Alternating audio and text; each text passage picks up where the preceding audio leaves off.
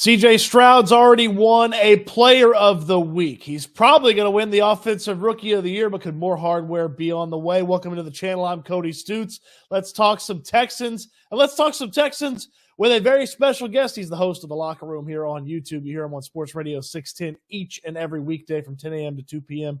on In the Loop. He is Landry Locker. Landry, appreciate you joining me talking about MVP CJ Stroud. What is this, a Madden franchise mode? What's going on here? I mean, it's the reality that we're in. It's the one of the main talking points, not just locally. It's one of the main talking points nationally, and it tends to lean in his favor. We've been around a lot of MVP discussions where nationally, and maybe they were right, they were on the other side of things.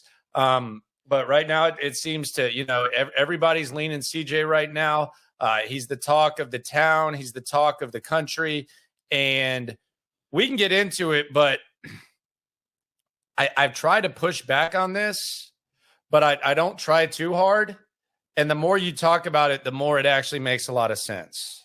This isn't one of those goofy Russell Wilson 6 weeks into the season, he's the MVP, nobody's close conversations. Like, this is lots of work under his belt. And what exactly are the odds, folks, saying? You look at these odds here, he's 8th. Like, look at this. Hurts, Mahomes, Jackson, Tua, Burrow, McCaffrey, Purdy, and then CJ Stroud right there, 8th at plus 2,500. How is Brock Purdy ahead of him? Like, I don't even see how that is possible. I maybe they can get some money on that. Like, if I were just laying out like a real ballot right now, I would say you could put Hurts, Lamar up there. I don't know that Burrow is above him right now. Christian McCaffrey, yes. I'm actually very pro running back. Tua, I mean, is he having a better year than CJ? I don't know. Mahomes, obviously he's won it many times, so we'll see how that goes. A lot of times they might lean that way, but I don't think Purdy belongs on this list. I would put him above Burrow, and I would put him above Tua. So if we're just having the objective conversation, I would put him in the top 4. So at the Landry Locker Sportsbook, you can get CJ Stroud at 5-1. Yeah, I mean, it's dang sure not worse than Purdy and worse than Tua. Purdy feels like he's on here to get San Francisco money. Like, that's what it feels like. Yeah, and I mean, when we start talking about value, like, let's just look at these guys individually. Like, Jalen Hurts has one of the best built rosters in the NFL. He's also coming off a Super Bowl season. People expected Philadelphia to be, and they still expect Philadelphia to be there very late. Lamar's Lamar. He's already won an MVP. They invested a lot in making his situation better. They brought in a new offensive coordinator. They brought in new weapons. So he has that around him. Joe Burrow has Jamar Chase and Higgins, although Higgins is banged up. And they had high expectations. Brock Purdy was in the NFC title game last year. He's got another guy on this list in Christian McCaffrey, and they got a really good defense. Tua has arguably the best receiving core in the NFL, and I don't think that's even disputable. And Patrick Mahomes is Patrick Mahomes. Nobody expected CJ Stroud and the Texans to be in the playoff picture right now. And I think the talk about his lack of weapons and stuff, I think it was valid. I think he's making guys better. And furthermore, if you want to take it a step further, he's won games without Nico Collins. He's won a game without Tank Dell. He's won a game without Noah Brown. He's won a game without his offensive line. He's beat some good teams with a winning record. I don't think Tua's beaten a team with a winning record in over a year. I think it's actually creeping up on a year and a half. So if you're talking about valuable and you're talking about value, then I think that you've got to take that into account when you're talking about this CJ Stroud thing. And look, can we start seeing some growing pains, some inevitable growing pains from a rookie quarterback? You bet your ass we can. We can absolutely see that. But this stuff just seems sustainable. Like, I'm hearing other rookies mentioned, and I don't remember which national media type was talking about it, but they were talking about, Cam Newton when he first came in and Andrew Luck and all this. I don't think it was sustainable for Andrew Luck to have to eat his meals through a straw just so he could get on the football field and continue to do what he had to do for the Colts. I don't think it was sustainable for Cam Newton to keep playing the way he played. And I'm a Cam Newton guy.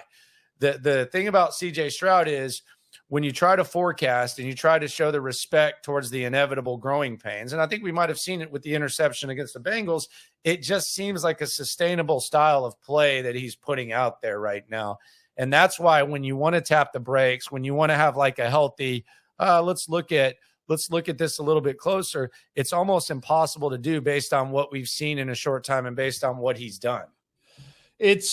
It's interesting to see how he's in the conversation, and the path to victory, I think you kind of alluded to that, is there. Like, it's not just he's in there and he's got a bunch of really tough defenses coming up and he's going to get slaughtered in these next couple of weeks. Now, he's been prone to have a game where the Texans are successful and maybe he doesn't have a statistically impressive game. He's been prone to have a game where he's not statistically successful and the Texans lose that game. I mean, that happened to the Carolina Panthers game a couple of weeks ago. That's everyone.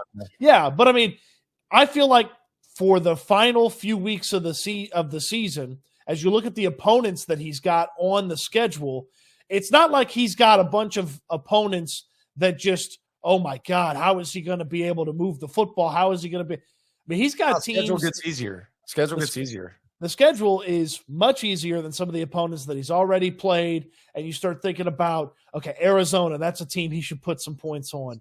You think about Jacksonville. He's already put some points on the Jaguars before. They win that game, they might be right there at the top of the AFC South.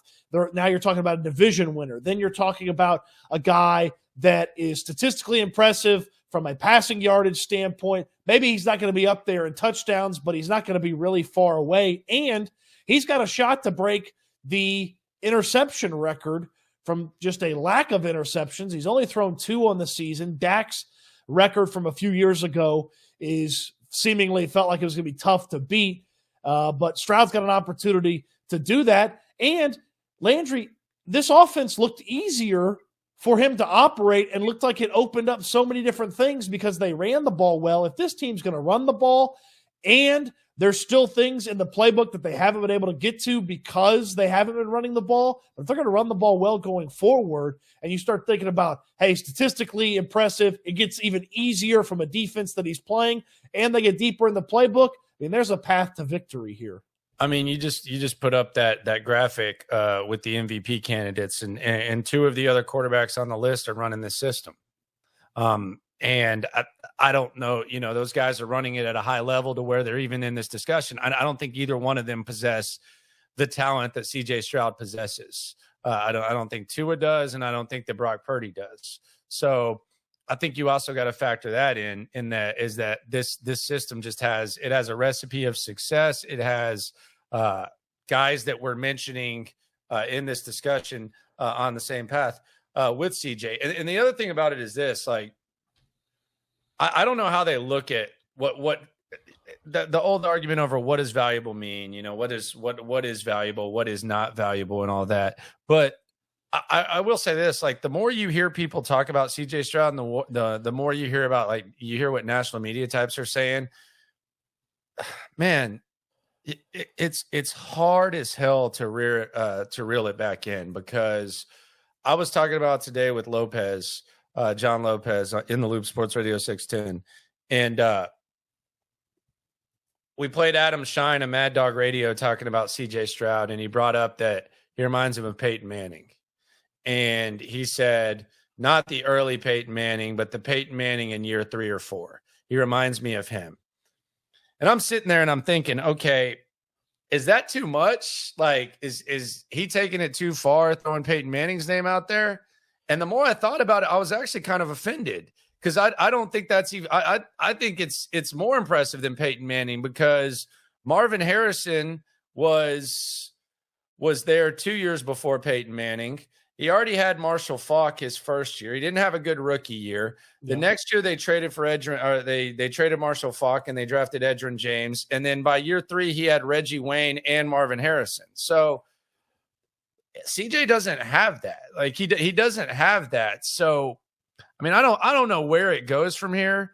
I mean, it just seems like if you try to hike your leg on it, you have to try really hard, because what you're watching, what you're seeing, what they're doing, how he's sounding, the way he's carrying himself, the way this team's carrying himself. And I also think D'Amico Ryans is a big reason for this success too. I think it's just a perfect mix, but it's hard to tone it down. And if I had an MVP vote right now, I think you would have to at least like strongly consider CJ Stroud, as crazy as it sounds. I don't know who they would or wouldn't give it to. I don't really know how this works. It would be nice if Christian McCaffrey would get some consideration because they didn't lose a game with him last year. I think his touchdown streak just ended at 17 games. I do think he's kind of the straw that stirs the drink. They were around 500 when they traded for him last year. I feel like the running back position consistently gets dismissed. And I think that's the other thing. That's the other reason why I think that CJ Stroud has a puncher's chance is because for whatever reason, running backs are just completely dismissed. And I would actually, like, if I were voting for the MVP, I would vote for Christian McCaffrey because I think that Christian McCaffrey is the reason why Brock Purdy is even on this list. Like, I think that if the 49ers had Jimmy Garoppolo, I think that I don't know that he would be on this list, but I still think they would be winning at a high level. So for me, if I had a vote, my MVP would be Christian McCaffrey. Do you think the chaos where there's not a clear-cut number one helps him? This guy, I think it helps him as 100% well. Helps him. 100%. Especially No doubt. 15 different people got a top 5 MVP vote last year. Last year was the year they changed it. It used to be one name. Now it's 5 names, and they award the point system. It's kind of like the Heisman Trophy vote as well. You only put 3 names for the Heisman. You put 5 names for the MVP. I mean, with a lot of chaos and a lot of different quarterbacks in the conversation, McCaffrey representing the running backs. I mean, if Tyreek Hill gets to 2,000 yards receiving, he's got to get MVP votes. Like, he's got to. I mean, he's got to. They got to start looking past the quarterback, man. Yep. Like that's. And I think that with all the crap that running backs have gone through, I think it would be nice to see McCaffrey, get well-deserved respect. But CJ, if we're talking about just the quarterbacks and we're taking everything into account, he definitely deserves some consideration. I do wonder if some of these curmudgeon old fuddy-duddies will hold the fact that he's a rookie against him. How dare you talk about John McClain like that? Landry, tell the people where they can find all of your impressive work. So In the Loop, Sports Radio 610, Odyssey app, Twitch, YouTube. We got a Texans special guest straight off the practice field every Thursday. And then Locker Room on YouTube. Check that out.